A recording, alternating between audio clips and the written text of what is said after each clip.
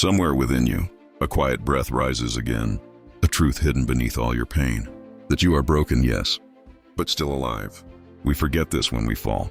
We think the ground only hurts us. But sometimes, the ground teaches us how to stand again. Today, you stand alone with your own shadow, and in that loneliness lies a silent truth. No one is coming to carry your weight. Marcus Aurelius once said, "You have power over your mind, not outside events." And today, those words feel real. Life gave you pain, loss, emptiness, but it also sparked a fire inside you that only time can ignite. You cannot run from your wounds. You cannot erase them, but you can understand them, feel them, learn from them.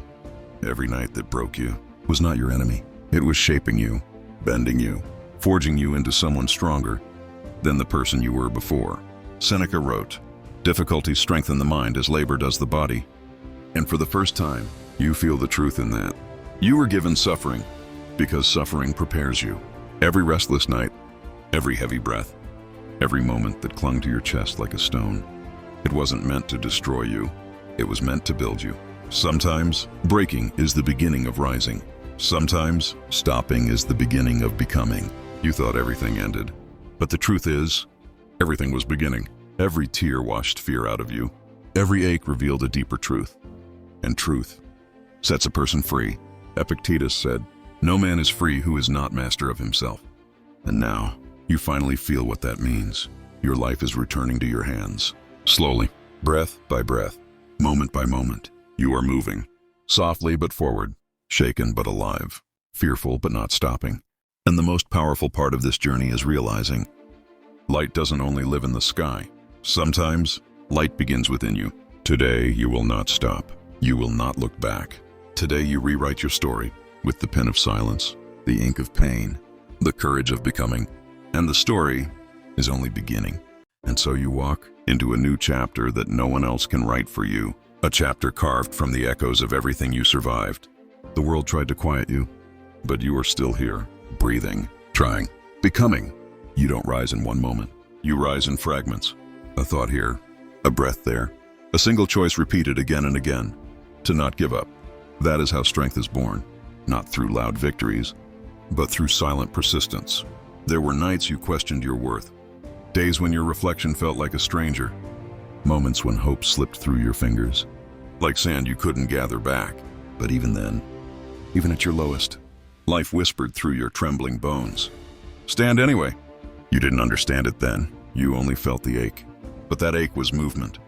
It was the beginning of a deeper transformation, one the world could not see, but your soul could feel. Marcus Aurelius reminded himself, "The impediment to action advances action. What stands in the way becomes the way." And now you see the truth of it. Every obstacle you met didn't stop you, it shaped you, molded you, revealed a version of you that pain alone could sculpt. You began to understand that the universe never promised comfort. It only promised opportunity, hidden in storms, wrapped in setbacks, disguised as endings. And now, here you stand, at the edge of a quiet revolution within yourself. You are not the person who fell. You are not the person who cried. You are not the person who doubted their worth. You are the person who endured, the person who kept walking when nothing inside you wanted to move, the person who kept breathing when every breath felt heavy, the person who kept believing without proof, without certainty, without guarantees.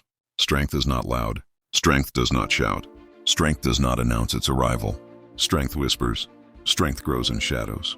Strength rises in silence. And right now, your silence is roaring because you finally understand nothing outside you holds the key. The storm is not your enemy. The pain is not your prison. The past is not your chain. Everything you need is already within you, waiting, listening, awakening. And now you begin to feel something subtle, something quiet, something long forgotten. A slow return to yourself. Not the self shaped by fear, not the self defined by mistakes, not the self the world tried to shrink, but the self that existed before the world ever touched you. The self that knew how to stand, how to breathe, how to listen to the voice inside that never stopped whispering. Even when you stopped hearing it, you start to see that survival was never your final destination. It was only the bridge, a narrow crossing between who you were and who you are becoming. Pain didn't just break you, it introduced you to yourself. It showed you your hidden strength, your stubborn hope, your quiet resilience. You didn't ask for these lessons, but you grew because of them. You evolved through them. You softened in the right places and hardened in the places that mattered. And now, something shifts inside you. A recognition, a remembering. You are no longer running from the past. You are walking with it, shoulder to shoulder, without fear. For the first time, you see your scars not as shame, but as scripture, written proof that you survived what others never even saw. The world may never understand what it cost you to stay alive.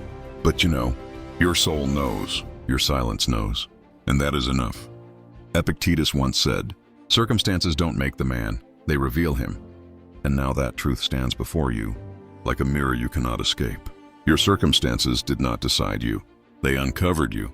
They peeled back everything false, everything temporary, everything weak, until only the real you remained, the you that can stand in fire and not vanish, the you that can face the storm and still move forward, the you that can lose everything and still rise with empty hands and an unbroken spirit.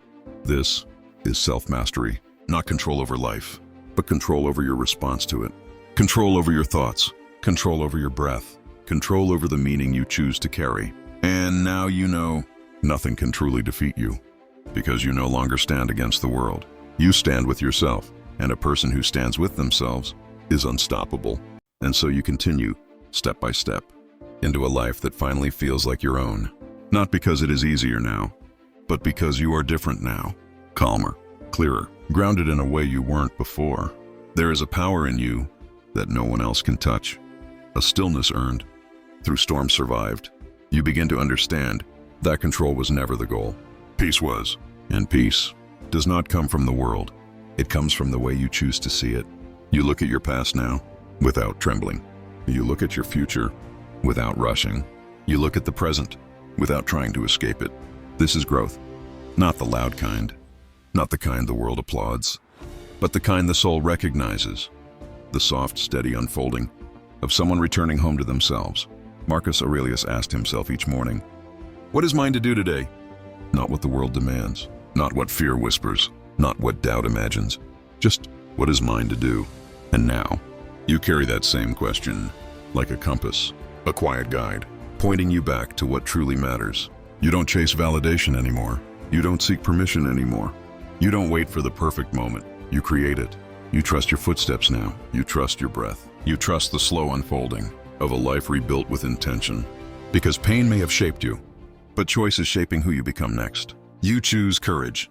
You choose clarity. You choose to rise, even when no one sees it. Even when no one praises it. Even when no one understands it.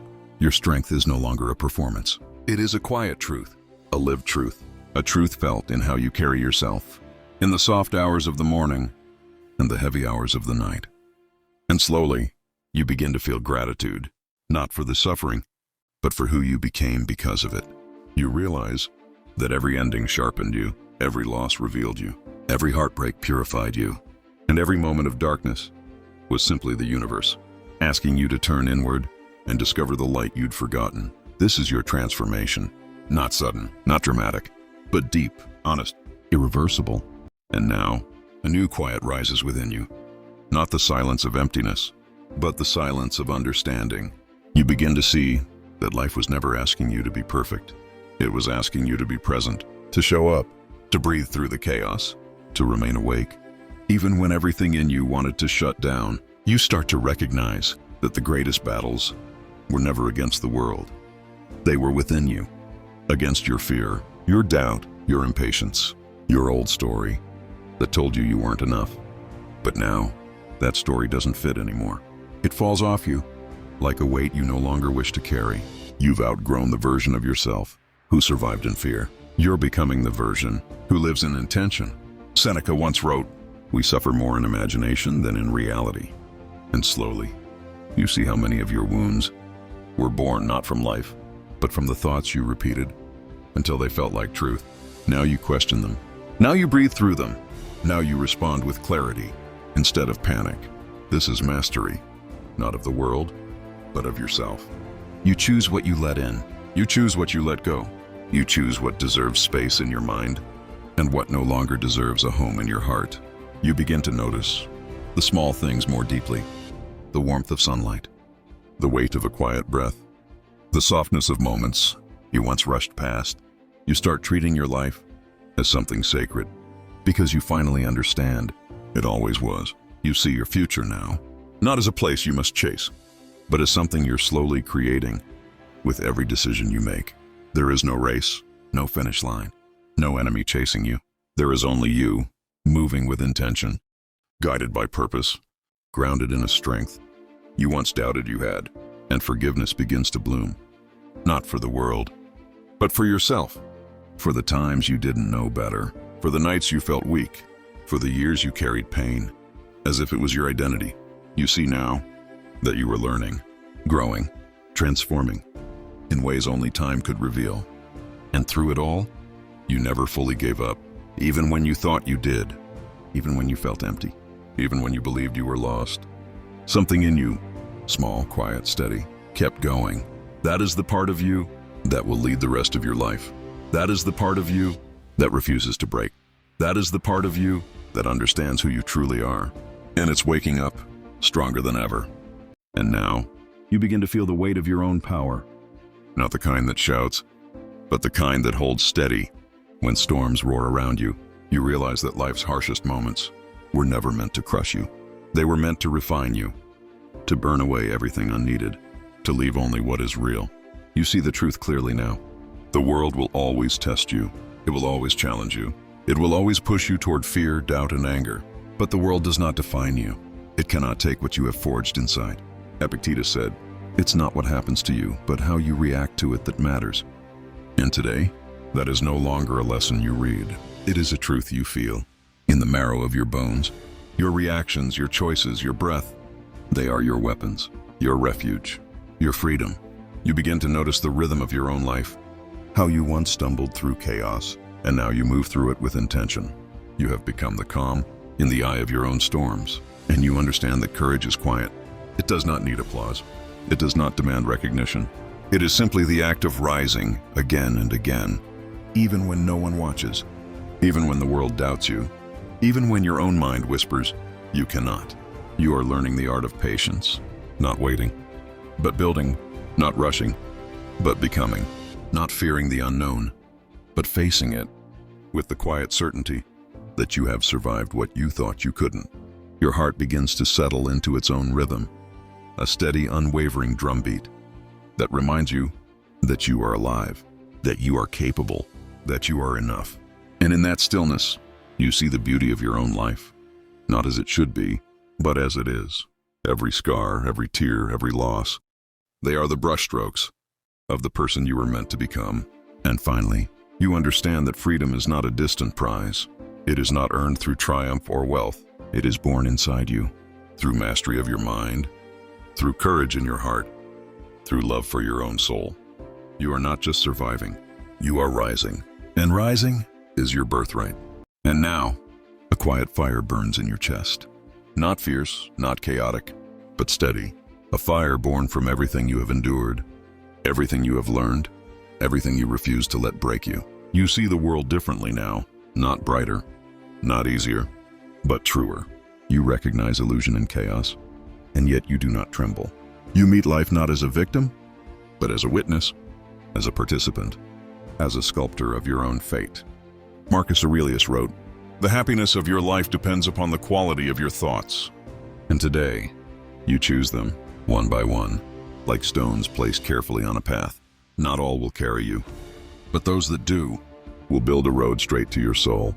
You begin to understand that anger and resentment are luxuries you no longer afford. Fear is an old companion, but it no longer drives your steps. Doubt still whispers, but it no longer rules.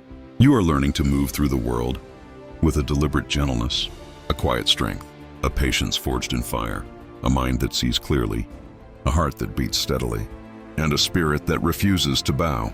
Seneca once said, "He is a wise man who does not grieve for the things which he has not, but rejoices for those which he has."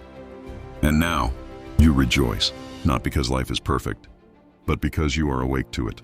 Every breath a gift, every step a triumph, every heartbeat a declaration I am still here, I am still mine. The shadows of your past may still linger, but they no longer frighten you. They are teachers now, not jailers. Every wound has a story, every struggle a meaning, every loss a seed for a strength you never knew you had. And as you breathe, you feel a calm settle over you, a recognition that you are enough, that your life is enough, that this moment, right now, is enough. You are not perfect, you are not finished, but you are becoming. And in the becoming, there is freedom, there is power, there is peace. This is the triumph no one can take from you. This is the life you reclaim. This is the awakening of a soul that refused to break, that refused to bow, that refused to surrender to fear. And now, you are ready to step fully into yourself, into the fire you've survived, into the light you carry quietly within.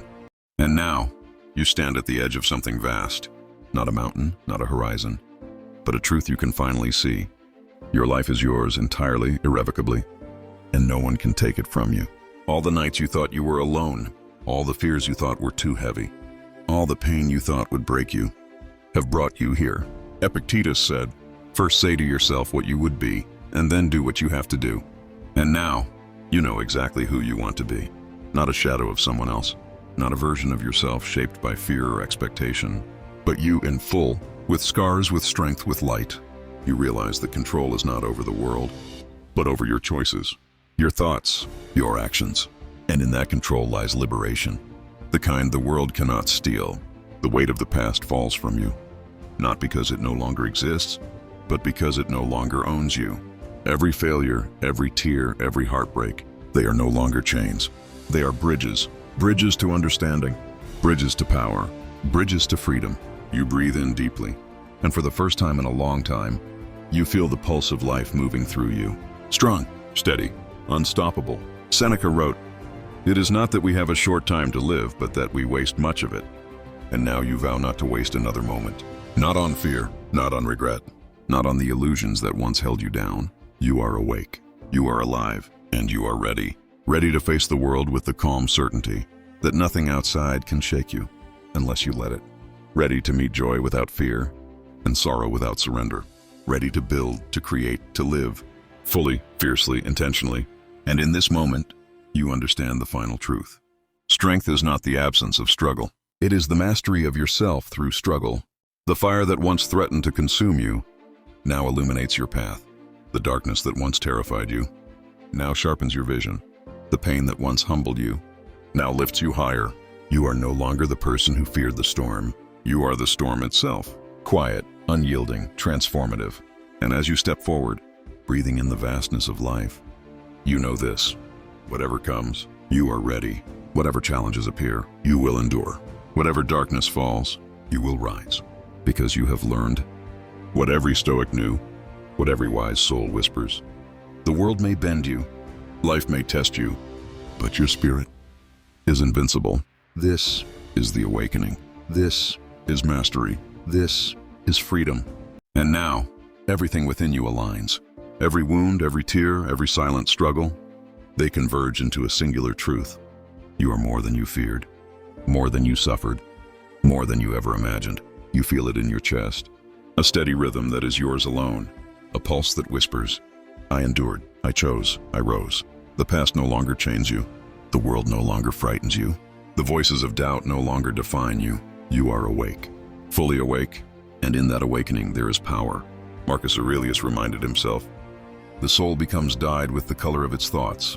And now, your thoughts are the colors of courage, of clarity, of unwavering strength. You paint your own life, stroke by deliberate stroke, no longer a victim of circumstance, but a master of your own story. You walk through life now, not with haste, not with fear, but with the calm certainty of one who has survived fire, one who has loved and lost, cried and healed, fallen and risen. And in this presence, you recognize something sacred. Freedom is not outside you. It is within, not in what you possess, but in who you have become. Seneca wrote, "Luck is what happens when preparation meets opportunity." And now you are ready, prepared in every way the world cannot measure. For every challenge, every choice, every unexpected turn, you understand that life will always test you.